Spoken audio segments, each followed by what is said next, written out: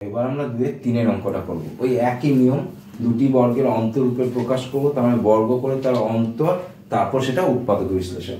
তাহলে এটাকে কি করব? এই দেখো এখানে এই অঙ্কটা এখানে 3 আছে, আগের অঙ্কগুলো কিন্তু কোনো সহগ ছিল না এক্স স্কোয়ারের, এখানে দেখো এক্স স্কোয়ারের সহগ আছে, তাই যেটা সহগ আছে সেটা কমন নিয়ে নেবে, তাহলে সবচেয়ে ইজি প্রসেস। ঠিক আছে, তাহলে এটা আমরা কমন নিয়ে নিতে পারি। ঠিক আছে, আচ্ছা কমন যদি নেওয়া হয় তাহলে আমার কি দাঁড়াচ্ছে, কমন যদি নেওয়া হয় তাহলে এক্স স্কোয়ার হয়ে যাচ্ছে। তাহলে দেখো কমন যদি নিই এখানে দাঁড়াচ্ছে এক্স স্কোয়ার হলো মাইনাস 7x/3 মাইনাস 6/3। কেন?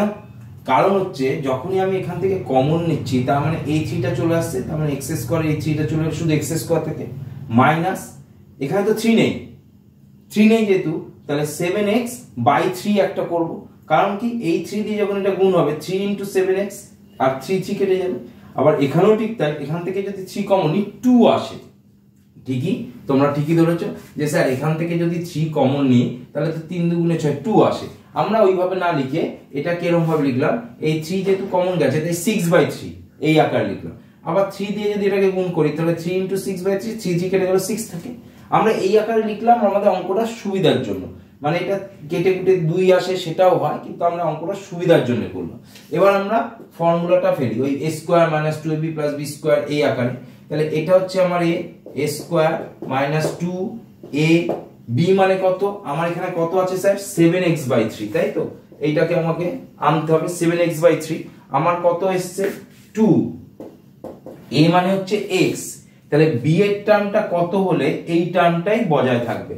এখন b এর টার্মটা যদি আমি 7/6 করি, 7/6 করি তাহলে দেখো 3 × 2 = 6, তার মানে কি হচ্ছে 7x/3, অর্থাৎ এই টার্মটাই বজায় থাকছে, আমাকে ওটাই বজায় রাখতে হবে। তাই জন্য আমরা এটা কি করলাম 7/6 করলাম। হলো, তাহলে এটা কেটে গেলে 7x/3 হয় প্লাস 7/6 তার হোল স্কয়ার। কিন্তু আমার এখানে তো স্যার কোথাও 7/6 তার হোল স্কয়ার এই টার্মটা নেই, তাহলে এটা এক্সট্রা এসেছে, ওই জন্য আমরা -7/6 করে দিলাম। কেন? এটা প্লাস আকারে এসেছে, এটা মাইনাস করে দিলাম, তাহলে এটা কেটে যায় -6/3। ওকে, এবার 3 এইটুকুনি দেখো, এইটুকুনি আমার কি এর ফর্মুলা a - b তার হোল স্কয়ার, a - b তার হোল স্কয়ার করলাম। এখানে কত হচ্ছে 7² মানে 49, 6² মানে 36 মাইনাস 6/3। ওকে, 3 এটা x - 7/6 তার হোল স্কয়ার।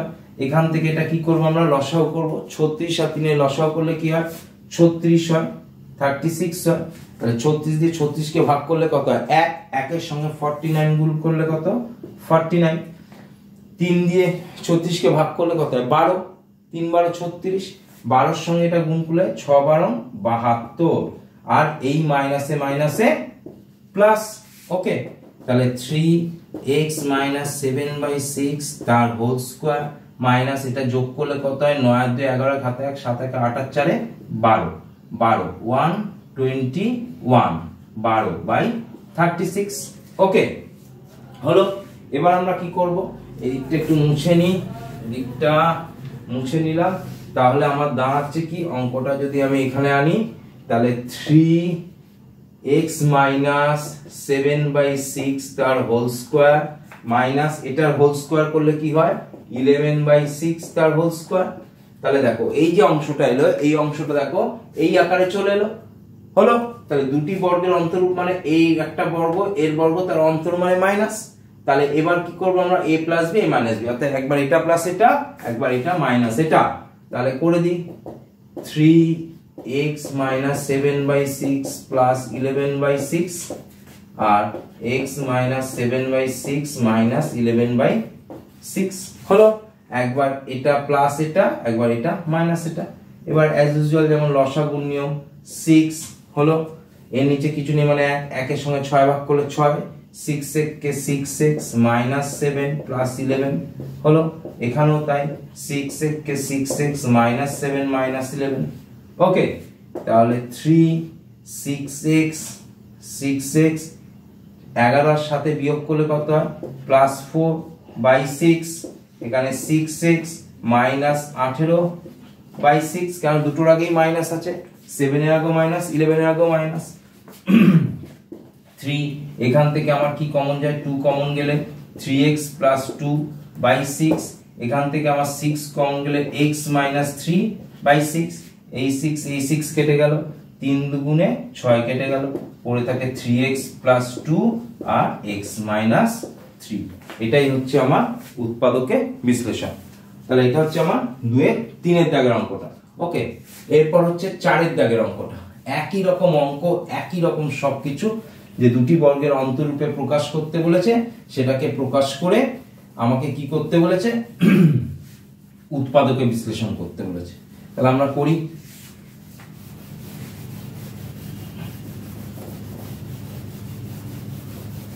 আসো এটা মুছে নি অঙ্কটা। অঙ্কগুলো একটু বারবার প্র্যাকটিস করবে তোমরা, তাহলে অঙ্কগুলো মাথায় থাকবে, না হলে কিন্তু মাথায় থাকবে না। ঠিক আছে, দিয়েছি কি 3a square minus 2a minus 5। আমরা এটাকে কি করব, সেই একই বললাম, যেখানে যেহেতু a স্কয়ার আছে তার সহগ 3 আছে, 3টাকে কমন নিয়ে নাও। তাহলে কমন নিয়ে নাও, তাহলে পড়ে থাকে a square 2a by 3 minus 5 by 3। একদম আগের অঙ্কটা সেম। 3 এটা ফর্মুলা লিখি, a square minus 2a, bitter আমার কত হবে, এখানে স্যার কি আছে আমার 2a বাই 3। ওকে, তাহলে কত আছে 2a বাই 3। তাহলে আমার 2a মানে কত a, তাহলে বিটা আমি কত আনলে বি এর ফিগারটা কত হলে আমার এই ফিগারটাই বজায় থাকবে। এখন যদি আমি এটাকে 1 বাই 3 করি, তাহলে দেখো 2a কে 2 বাই 3, তাহলে এই ফিগারটাই বজায় থাকে। তাহলে বি এর টার্মটা কত হচ্ছে 1 বাই 3 প্লাস 1 বাই 3 তার হোল স্কয়ার মানে বি স্কয়ার। তাহলে 1 বাই 3 তার হোল স্কয়ার যে বি স্কয়ার, এই টার্মটা আমার এখানে নেই, তার মানে এটা প্লাসে এসছে, মানে কি করব মাইনাস 1 বাই 3 তার হোল স্কয়ার করে দেবো। যেহেতু প্লাস আকারে আছে, একটা মাইনাস আকার করতে হবে, তবে এটা কেটে যায়। মাইনাস 5 বাই 3 আমার যেমন আছে তেমন লিখবো। তাহলে দেখো এইটুকুনি আমার ফর্মুলা পড়ে যায়। কি ফর্মুলা, a মাইনাস 1 বাই 3 তার whole square minus 1 by 9 minus 5 by 3। Okay, তাহলে 3a মাইনাস 1 বাই 3 তার হোল স্কয়ার, এটাকে আমরা লসাগু করলে 9 হলো। 9 দিয়ে 9 কে ভাগ করলে 1, 1 1 কে 1, মাইনাস আনসে প্লাস, 3 3 কে 9, 3 5 15। যেমন লসাগু করে সেইভাবেই লসাগু করলাম। 1 বাই 3 তার হোল স্কয়ার, 15 কে 16 বাই 9। ওকে, তাহলে 3a মাইনাস 1 বাই 3 তার হোল স্কয়ার, 4 বাই 3 তার হোল স্কয়ার। তাহলে দেখো আমার অঙ্কটা দুটি বর্গের অন্তরূপ আকারে চলে এলো। এগুলো সব মাইনাস আছে, এগুলো মাইনাস, ঠিক আছে। তাহলে এইটার বর্গ মাইনাস এটার বর্গ, তাহলে দুটি বর্গ, এইটার বর্গ এটার বর্গ, তার অন্তরূপ চলে এলো। এবার এটাকে আমরা a স্কয়ার মাইনাস b স্কয়ারের ফর্মুলায় ফেলে দেবো।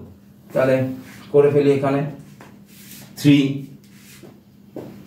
একবার এই টার্মটা a minus 3 1 by 3 plus 4 by 3 একটা হলো, অর্থাৎ a প্লাস b হলো।